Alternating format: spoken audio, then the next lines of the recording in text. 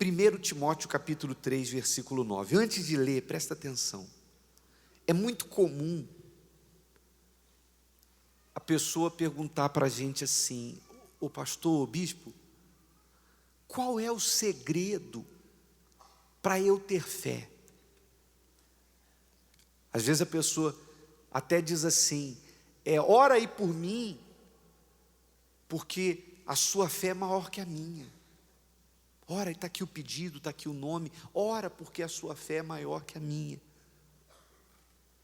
Mas por que uns reagem com fé diante das lutas ou dos objetivos que têm?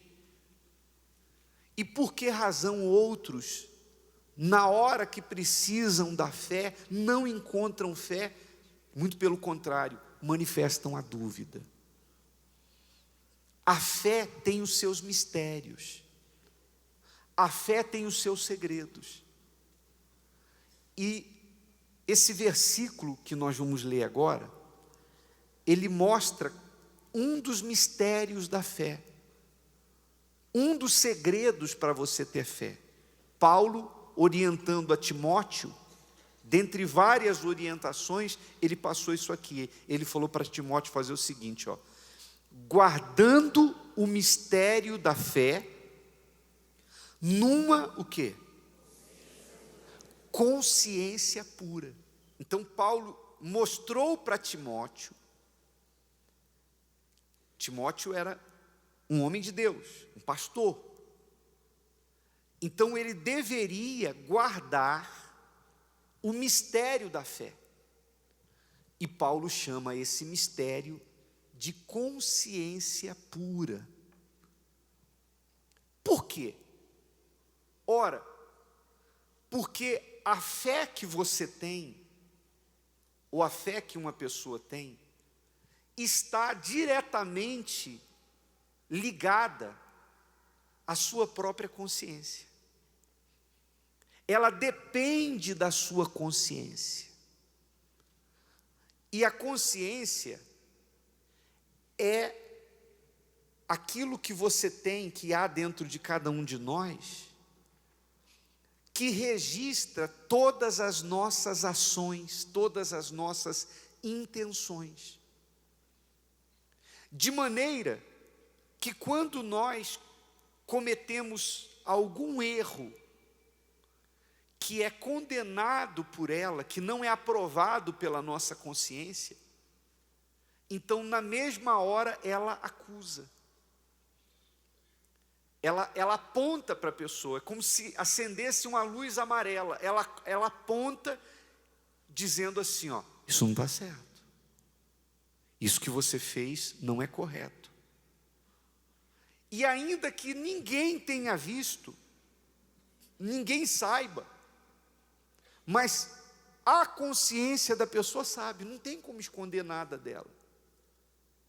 Então no momento em que ela aponta para você, dizendo que aquilo que você fez, o que a pessoa fez, para não apontar o dedo para ninguém aqui, a partir do momento que ela aponta que aquilo que a pessoa fez não é correto, então a fé daquela pessoa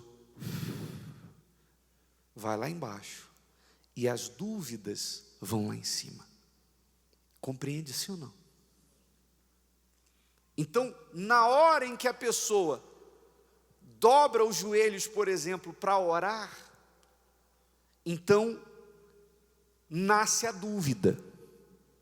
Vem a dúvida dizendo assim: você não merece que Deus lhe ouça, porque você fez isso, isso e isso. Você fez aquilo e aquilo e aquilo. Então, a pessoa não consegue ter intrepidez para falar com Deus. Não tem como você ter uma fé lá em cima, se a sua consciência estiver maculada. Na verdade, a gente entende com isso, que quando uma pessoa peca, ela não prejudica Deus. Se você comete um pecado, qual é o prejuízo que Deus perde? Claro, Ele perde a comunhão com você. Você perde comunhão com Ele e Ele quer ter comunhão com você. Mas quem, na verdade, está se prejudicando é a pessoa que erra, a pessoa que comete o pecado. Por quê? Porque ela macula a própria consciência e ela perde a intrepidez, ela perde a fé. Então Deus não vai ser menos Deus porque uma pessoa pecou, e nem vai ser mais Deus porque ela se santificou. Quem ganha e quem perde com isso é o próprio cristão, é a própria pessoa. Porque se ela pecar, automaticamente ela vai ficar com a consciência pesada e ela não vai conseguir ter fé. Então, se você diz assim, poxa, eu quero ter uma fé extraordinária, eu quero ter a fé do pastor, eu quero ter a fé do bispo, mas a fé do bispo, a fé do pastor, não existe por causa do título. Não é o título que traz fé para ele, não é a gravata, não são os anos de igreja.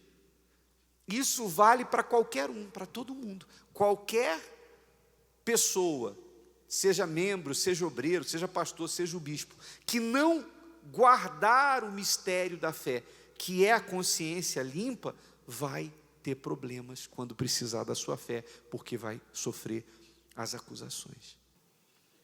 Aquele que crê não foge.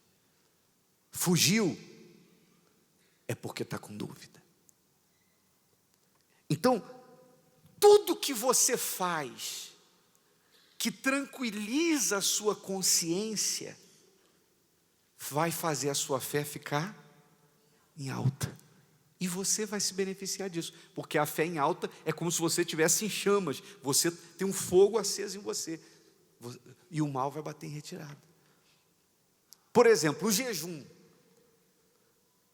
Às vezes alguém vem e orienta, você tem que jejuar, você tem que orar. O que Deus ganha se você ficar em jejum? Eu perguntei isso quando eu cheguei na igreja, que falavam que era para jejuar. Eu me questionava, eu falava assim, o que Deus ganha se eu ficar sem comer? Primeiro, depois eu aprendi, jejum não é ficar sem comer, é ficar um período em espírito. Dentre essas coisas você não come, porque quando você come, você está satisfazendo a parte física. Então, ficar em jejum um período é você ficar aquele período em espírito com Deus. Não adianta nada, por exemplo, você não come, mas você fica nervoso, sai do espírito, e briga, e discute. Quer dizer, então você não está em jejum coisa nenhuma. O período em jejum, aliás, esse jejum só vai servir para fazer exame médico, que aí é só ficar sem comer mesmo. Mas para você, o jejum espiritual é você ficar um período em espírito de oração. Um período que você fica em espírito, mais em espírito. Em espírito você tem que estar o tempo todo, mas em sintonia com Deus.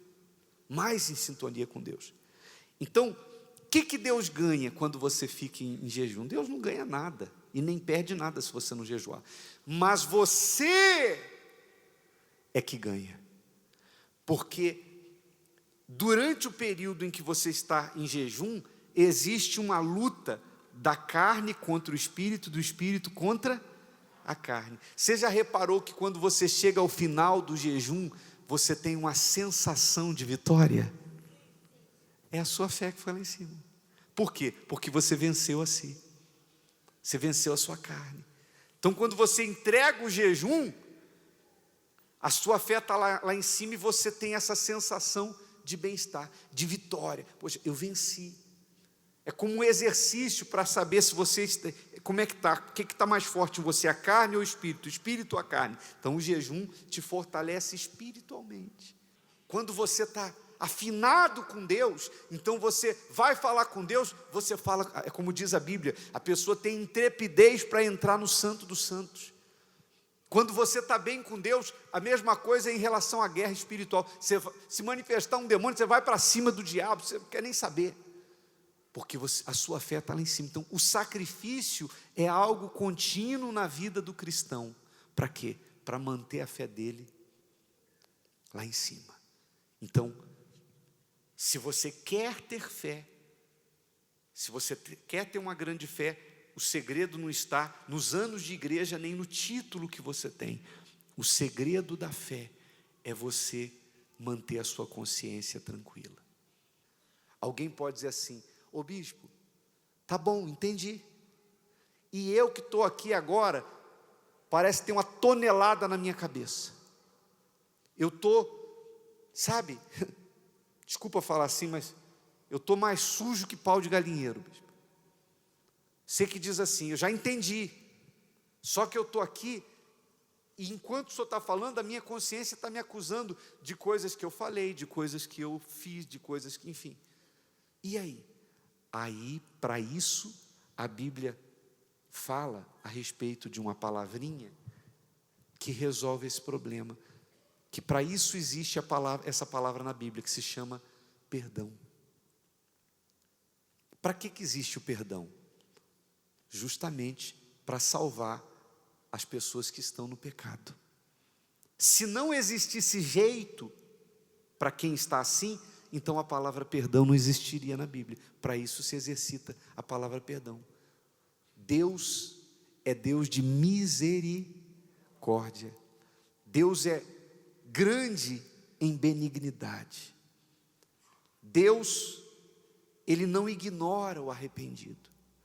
Agora, para que haja o perdão, tem que haver o arrependimento e a confissão do pecado. Por que você tem que confessar o seu pecado a Deus? A confissão é como uma prestação de contas. O que o filho pródigo, quais foram as palavras do filho pródigo quando ele voltou para a casa do pai?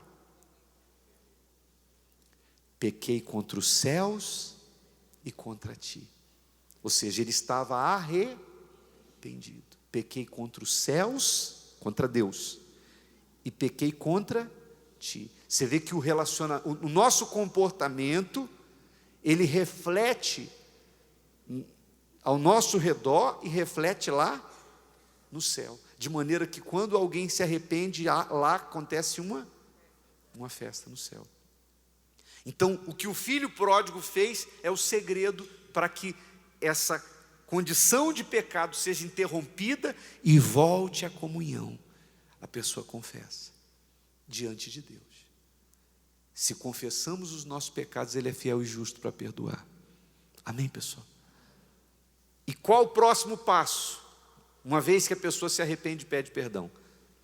Aí é aquilo que, inclusive, a gente viu agora, está passando no capítulo da novela Jesus, o último episódio.